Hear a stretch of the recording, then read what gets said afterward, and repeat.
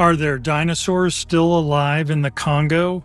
Come with me to the heart of Africa, where 19th and 20th century explorers claim to have encountered living dinosaurs, including the Brontosaurus.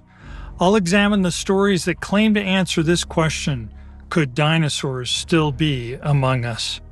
It was the year 1932, and the world was still reeling from the Great Depression. Yet here in the heart of Africa, John Johnson still felt alive with possibility. He'd heard the stories from the local Congolese, tales of massive creatures that roamed these unexplored territories, leaving behind footprints the size of dinner plates and a wake of broken trees. This account from John Johnson comes from the 1932 edition of the Rhodesia Herald newspaper.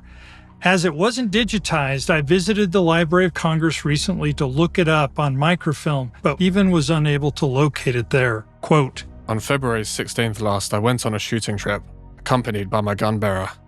I had only a Winchester for small game, not expecting anything big. At 2 p.m, I reached the Kasai Valley. No game was in sight. As we were going down to the water, the boys suddenly called out, 'Elephants.' It appeared that the jungle almost hid 2 giant bulls. About 50 yards away from them, I saw something incredible. A monster, about 16 yards in length, with a lizard's head and tail. I closed my eyes and reopened them. There could be no doubt about it. The animal was still there. My boy cowered in the grass, whimpering. I was shaken by the hunting fever. My teeth rattled with fear. 3 times I snapped. Only 1 attempt came out well. Suddenly, the monster vanished, with a remarkably rapid movement. It took me some time to recover. Alongside me, the boy prayed and cried. I lifted him up, pushed him along, and made him follow me home. On the way, we had to traverse a big swamp.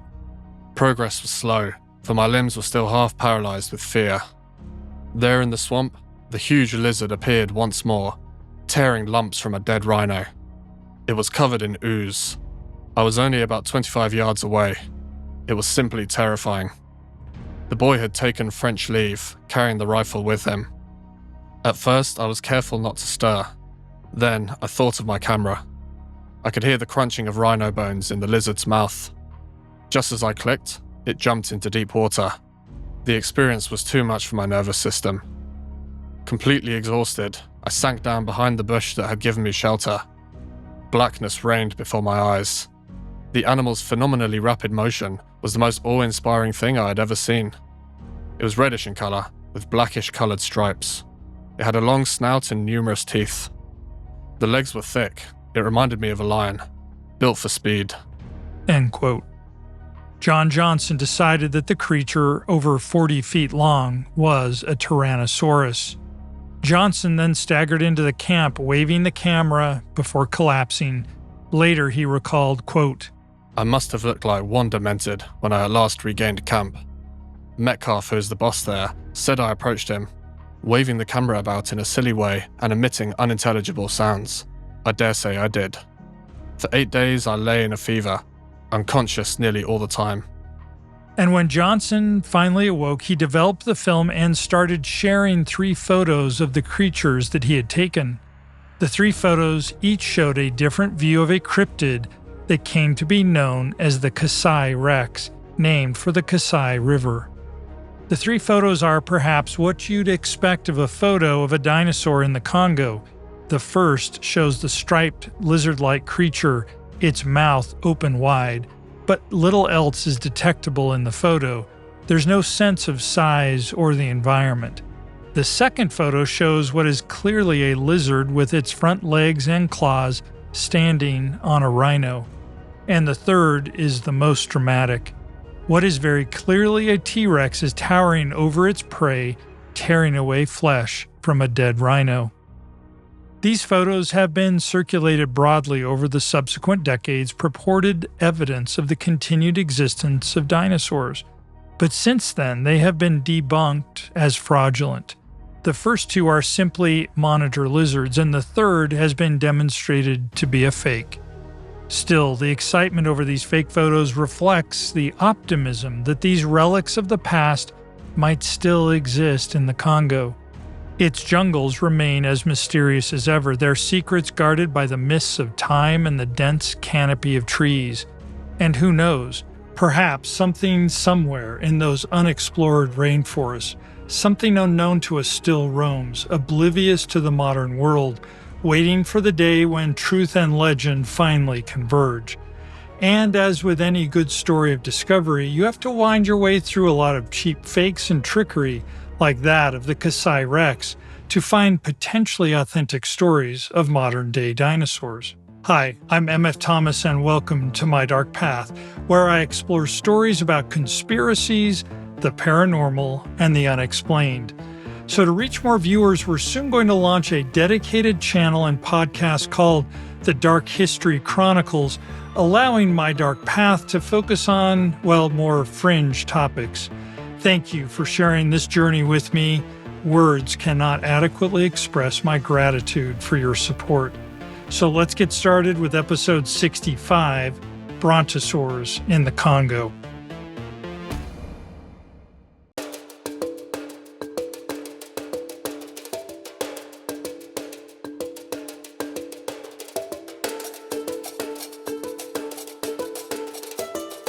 The Congo Basin of West Africa is an extraordinary place. It boasts expansive jungles and waterways unique in this world of wonders. As one of the largest tropical rainforests in the world, it claims 300 million hectares of land for this living, thriving ecosystem, and that's about the size of Western Europe or India. 9 countries cover this area, including Angola, Tanzania, and Zambia, that are home to roughly 253 million people.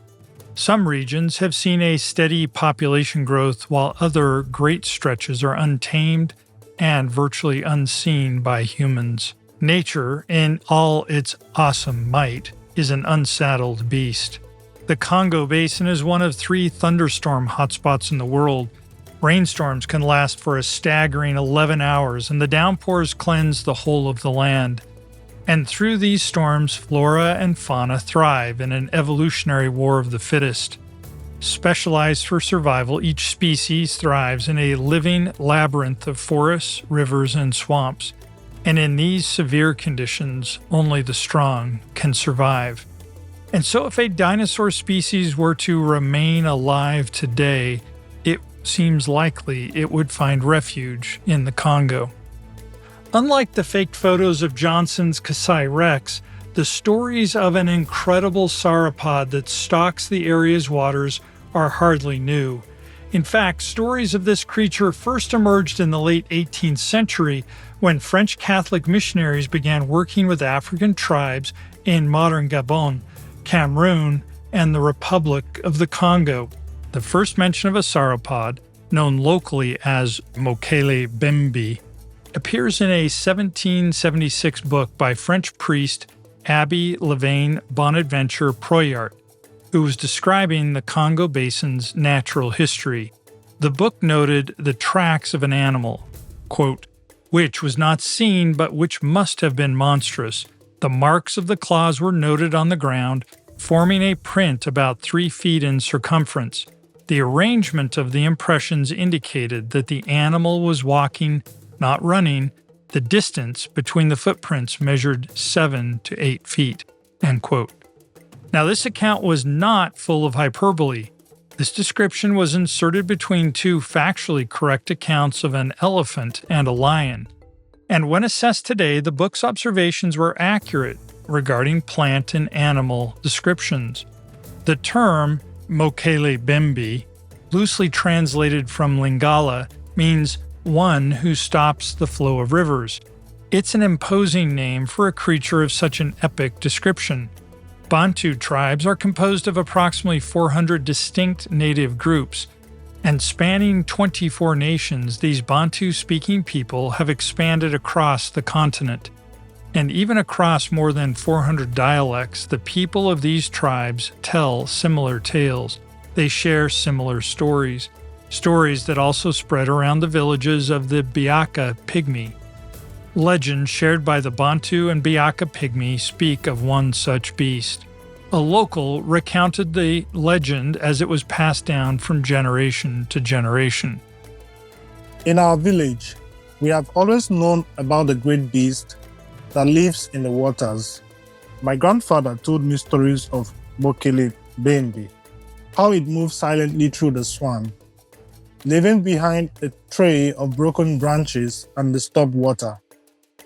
I once saw it with my own eyes while fishing with my father. We were near the edge of the lake when we heard a deep, rumbling sound like thunder, but from beneath the water. We saw it back first, a massive, smooth mud rising slowly, then its long neck appeared, moving gracefully as it surveyed the surroundings. It was as big as 3 hippos, with a long tail that swished through the water. We stayed very still, knowing that to disturb it would be dangerous. My father whispered that it was looking for its favorite food, the malombo leaves, which grow thick in that part of the swamp. After a few minutes, it sank back into the water, disappearing as quietly as it had come. We returned to the village and told the elders what we had seen. They nodded, saying that Mokele Bembe is a spirit of the waters, a creature from the time of our ancestors, meant to remind us of the mysteries and the powers of the forest. We must respect it and the land it protects. This beast was called the Guardian of the Waterways, or the Mokele Bembe. A second Western explorer to report on the Mokele Bembe was a German military officer, Lieutenant Paul Gratz, who explored the Congo in 1909. It's unclear if Gratz claimed to have seen the creature personally, but he collected numerous accounts from local tribes and hunters about the creature.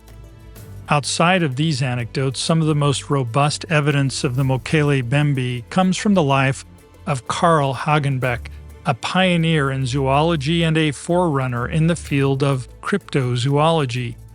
He dedicated his life to the exploration and understanding of both known and mysterious animals.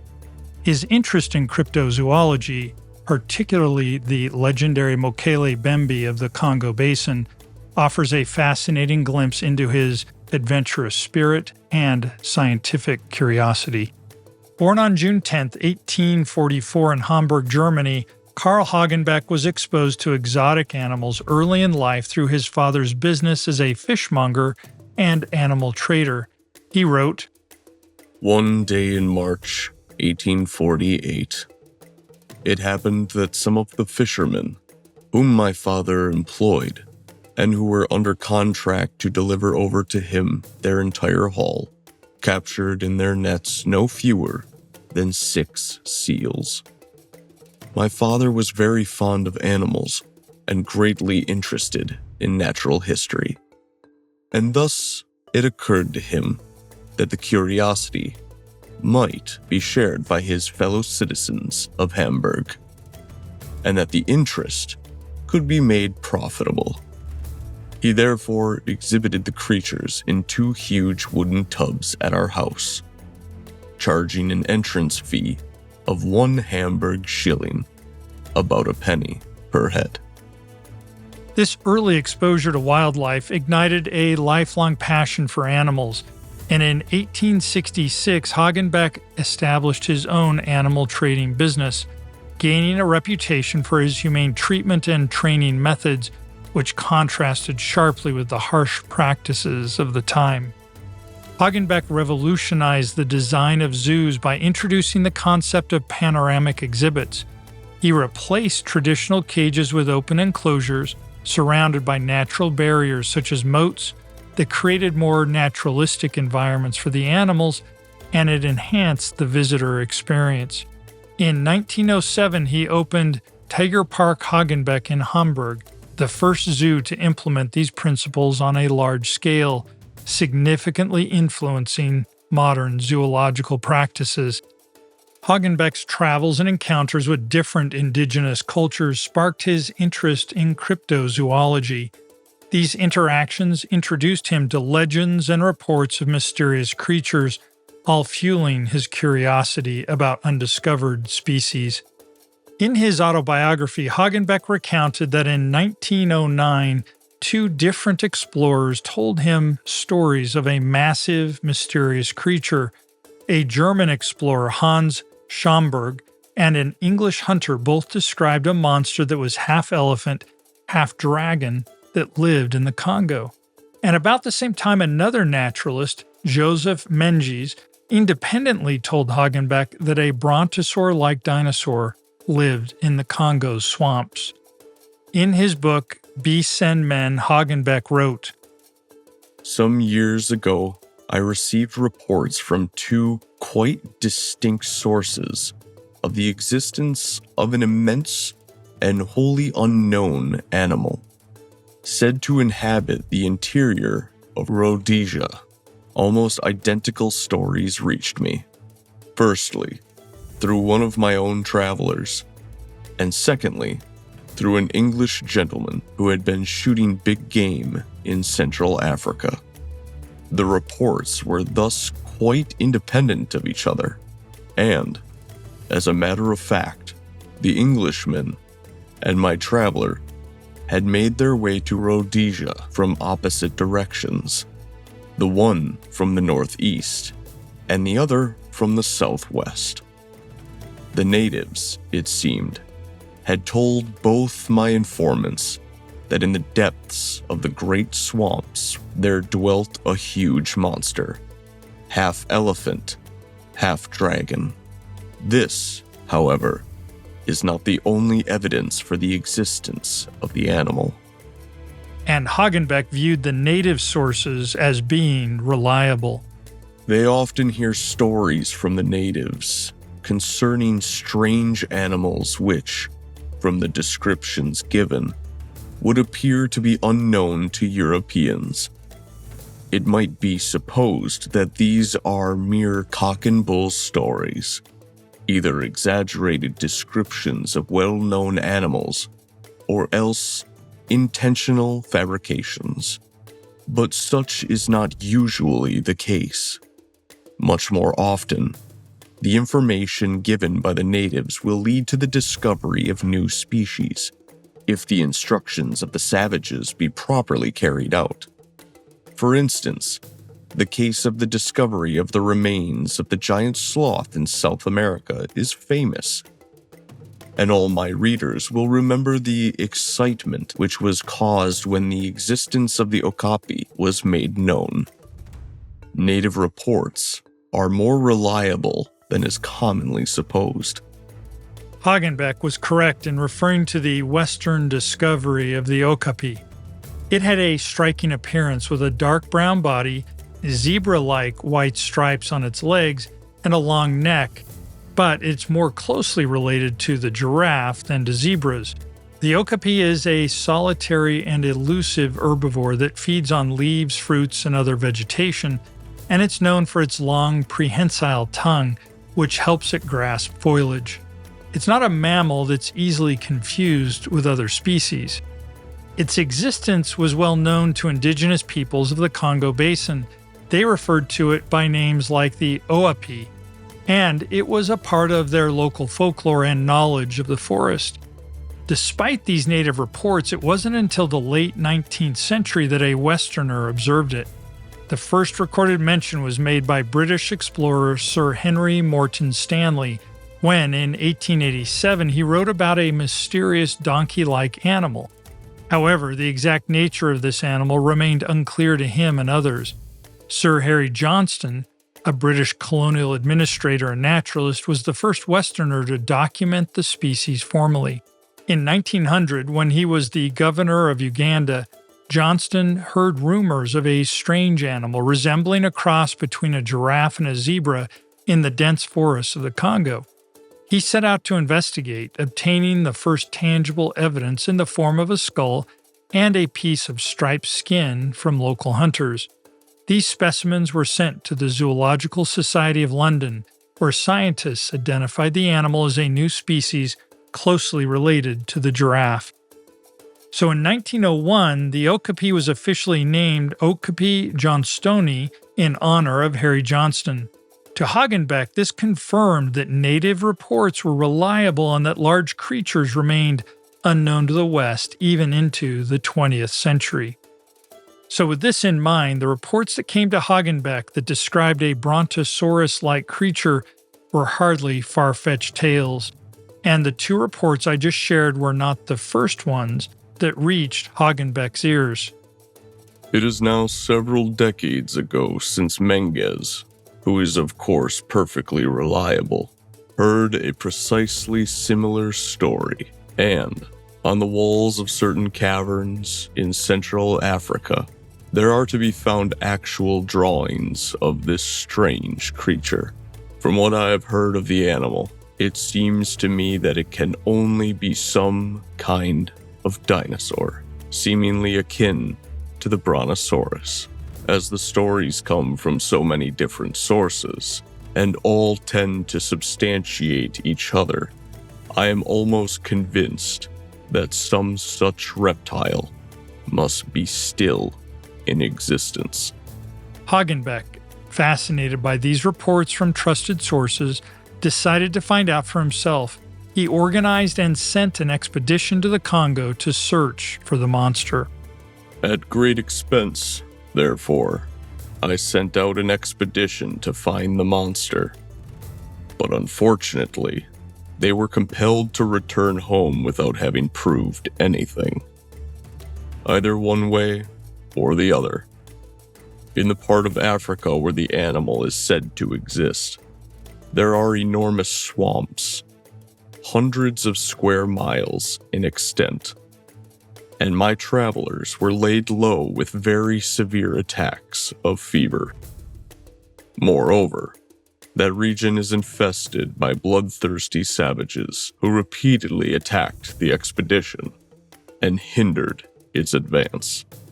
Notwithstanding this failure, I have not relinquished the hope of being able to present science with indisputable evidence of the existence of the monster. And perhaps, if I succeed in this enterprise, naturalists all the world over will be roused to hunt vigorously for other unknown animals. For if this prodigious dinosaur, which is supposed to have been extinct for hundreds of thousands of years, be still in existence, what other wonders may not be brought to light?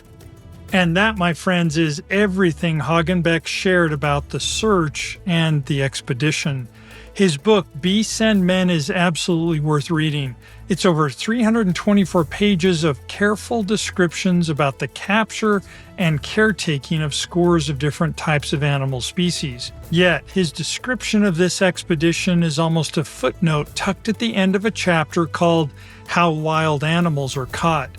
There are virtually no specifics, unlike the exhaustive detail he provides elsewhere in the book, and it's possible there was simply little to report. But in this dark path, we'll explore a more conspiratorial angle. Perhaps Hagenbeck was forced to acknowledge the expedition, but then deliberately chose to write virtually nothing about it. In addition to Hagenbeck, a renowned U.S. research institution has a peculiar history tied to the search for dinosaurs in the Congo.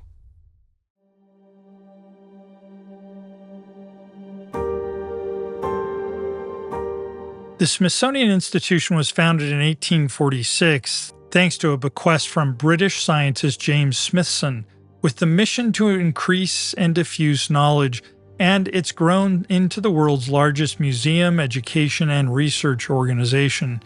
It cares deeply about its reputation, and so it's not surprising that in 2011, an article in the Smithsonian Magazine stated definitively there aren't any sauropods in the Congo Basin. Now, this article argued that anyone hypothesizing that brontosaurs still inhabit the Congo is a fanatic of one type or another. And that's fair enough. Yet, if you read deeper into the newspaper coverage of the Smithsonian expedition of 1919, you come away with a more complex view of the social interests that surrounded this expedition. In the 1910s, amid a flurry of dozens of Smithsonian expeditions across the globe, the institution decided to sponsor one to the interior of Africa in 1919. The expedition's objective was to secure additional specimens of plants and animals. However, the organization and participants of this expedition seem unusual, as though it was designed to capture photographic evidence of something extraordinary. And despite the modern denials, the newspaper coverage of the time in the US, the UK, Africa, and Australia played up the hunt for the Brontosaurus as the primary focus of their stories. Now, the Smithsonian did not plan this expedition in a vacuum. About the time of this expedition, newspapers and magazines amplified the story of explorers Capel and Lepage, who were reportedly connected with the Belgian government's Congo expedition of 1913. Before telling the story of the tragic end to the Smithsonian expedition,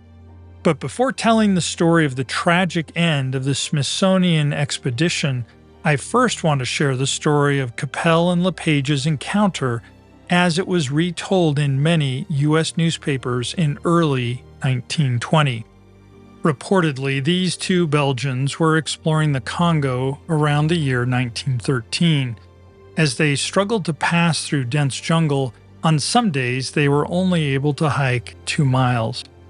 They had gone through forests so dense and so interwoven with vines that at times, even though it was broad daylight, they moved in semi-darkness.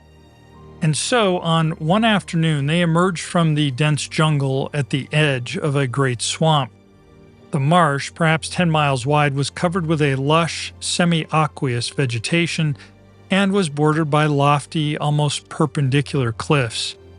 The explorers pitched their camp upon a slope between the jungle and the swamp and started scouting the area, making their way around the bog.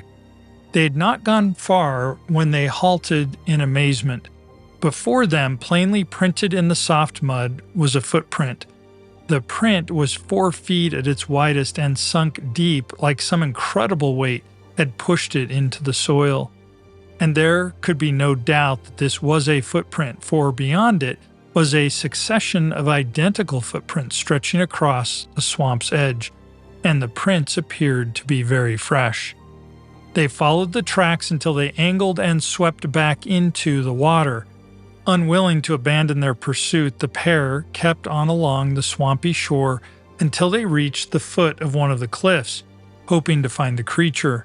Examining this, they saw not far away an opening, like a tunnel mouth, partly screened by vegetation that had clearly been torn and crushed by this beast. They waded across the marshy land, sometimes in water up to their waists, and entered the tunnel through the rock. They found themselves in a wide, high-roofed passage, and it was not entirely dark, for a faint light glimmered through it. The water was clear and about 3 feet in depth.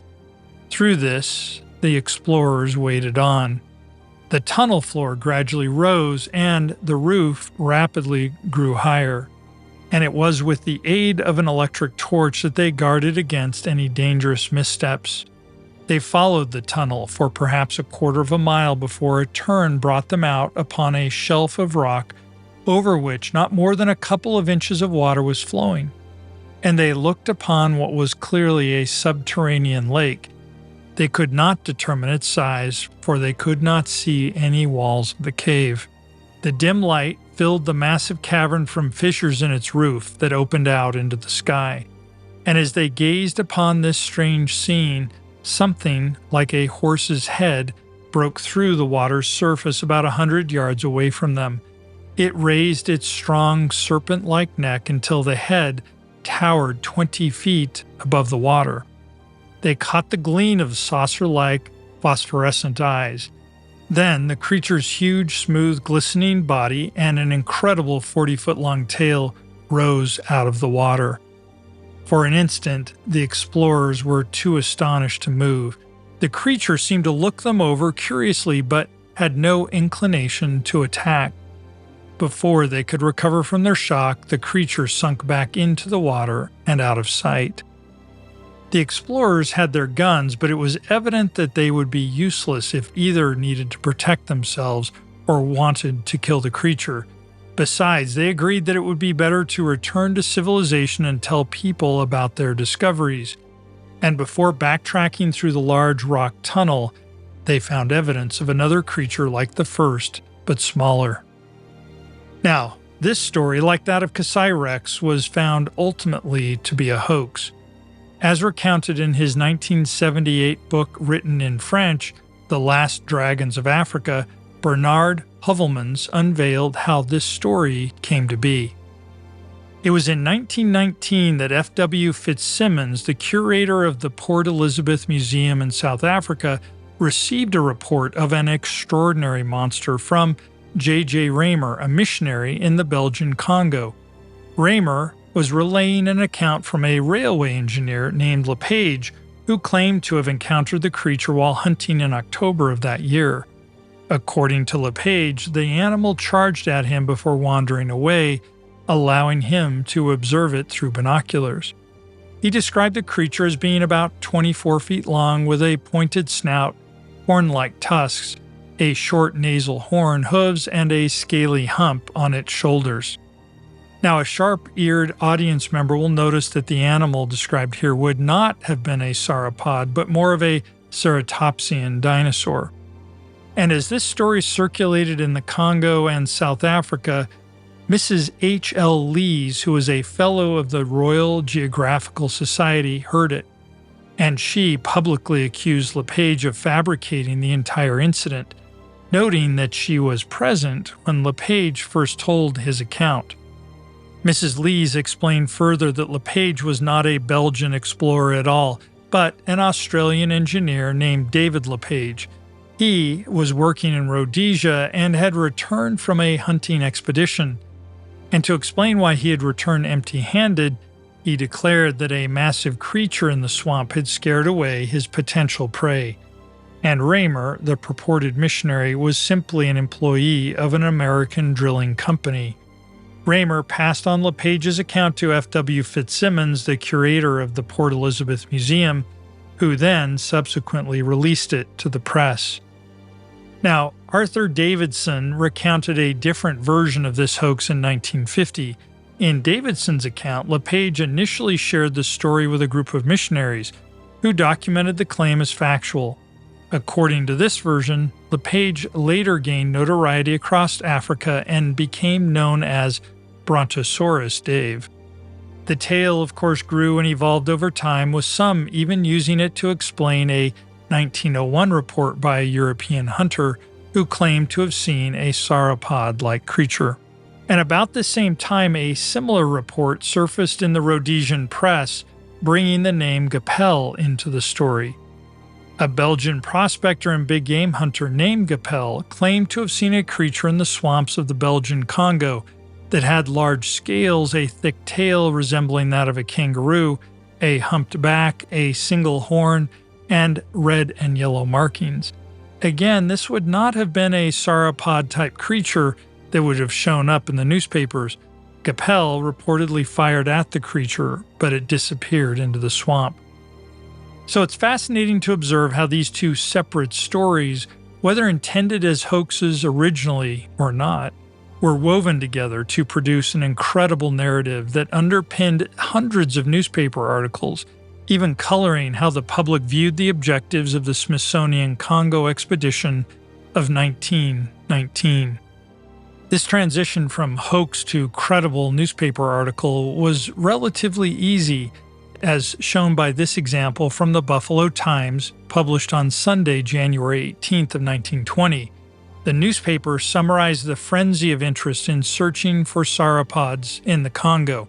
Quote, "Scientists are interested, as they have not been for years, in the cabled reports from London that an English expedition has set forth for the Belgian Congo to discover and, if possible, to secure a specimen of giant, unknown reptilian creatures whose discovery was the subject of circumstantial reports by Captains Capel and LePage, explorers connected with the Belgian government's Congo expedition of 1913." End quote. Now, given what we've just learned about the real source of the LePage and Capel stories, it's fascinating to see how the press spun the credentials of these two. The article goes on to say more about the British and the Smithsonian expeditions that reportedly had plans to find evidence that sauropods still inhabited the Earth. Quote, "It leaked out a few weeks ago that an English expedition under the charge of Captain Lester Stevens, one of the best-known British explorers, was on its way to the Congo, financed by several famous British scientific associations to secure, if possible, one of these great creatures. And although the Smithsonian will not admit that one of the purposes of the party is to investigate the story of Capel and LePage, London reports persistently repeat that it is its main aim." End quote. And so now, with that background, we return to the Smithsonian expedition. The official name was actually the Smithsonian Universal Film Manufacturing Company African Expedition. Its purpose was to gather additional plant and animal specimens, primarily from Africa's interior and southern regions. And at the helm of the venture was Edmund Heller, a seasoned naturalist and zoologist. Heller had cut his teeth on Theodore Roosevelt's famous African expedition a decade earlier, where he demonstrated his scientific understanding and ability to lead fieldwork in challenging environments. Joining Heller was a carefully selected team of scientists and support staff, each bringing unique skills. Among them was James P. Chapin, an ornithologist who had already spent several years in the Congo and whose knowledge of the region's birds was unparalleled. Another was Herbert Lang, an experienced collector and taxidermist who rounded out the core scientific team. While Heller was the leader, the expedition was actually a joint venture between the Smithsonian Institution and the Universal Film Manufacturing Company, which was a precursor to today's Universal Pictures. This collaboration was quite innovative for its time, combining scientific research with documentary filmmaking. Ed Theory, a cameraman and photographer, joined the expedition to document it in film. And Hollywood frontman William Bill Stowell, who tantalized Tinseltown, had tagged along to provide his face to the story, especially if it happened to find dinosaurs of the waterways. Stowell went from acting in the silent movies, playing the roles of cowboys and a handsome heartthrob, to an explorer overnight. He carried out the film company's wishes by joining the search for new discoveries in the Congo. The group left New York on July 16, 1919, and upon arriving in Africa, the expedition made its way to the Belgian Congo, establishing a base camp on the outskirts of the town of Leopoldville, now known as Kinshasa. From there, they began their journey into the interior, following the Congo River and its tributaries deeper into the heart of the continent. A frenetic pace of collection and documentation marked its early days, and every day brought new discoveries from tiny insects to large mammals, each meticulously recorded and preserved for future study. Heller's leadership style was hands-on and adaptive, and he recognized the importance of maintaining morale in the face of their numerous challenges. The dense jungle proved difficult to navigate, and the oppressive heat and humidity took their toll on men and equipment. Tropical diseases lurked in every mosquito bite, and contaminated water sources were a constant threat to the health of the expedition. But despite these obstacles, the team made significant progress, and one of their most celebrated finds came several months into the expedition when they encountered a small herd of okapi. The expedition also took on an anthropological dimension as they pushed further into the interior. The team encountered various indigenous groups, and many had had little to no contact with Westerners before this point. Chapin, while an ornithologist, took a keen interest in documenting these people's customs, languages, and culture. His notes and observations would later contribute significantly to the anthropological understanding of Central African peoples.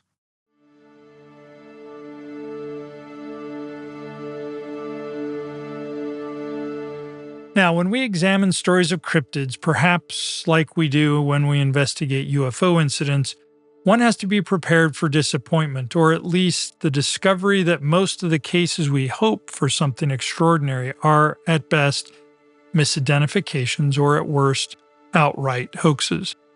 Still, some observations keep our hopes alive that sauropods might still inhabit the Congo. One such case with intriguing video evidence is based on a 1992 Japanese expedition that ventured deep into the Congo's remote Lake Tele in pursuit of the Mokele Bembe. Like the Smithsonian Universal Film Expedition of 1919, this undertaking was organized by a media company in hopes of capturing film of something incredible. In this case, the organizer was Nippon Television, a Japanese TV network, as a part of a more significant effort on their part to investigate the mysterious and unexplored regions of the world.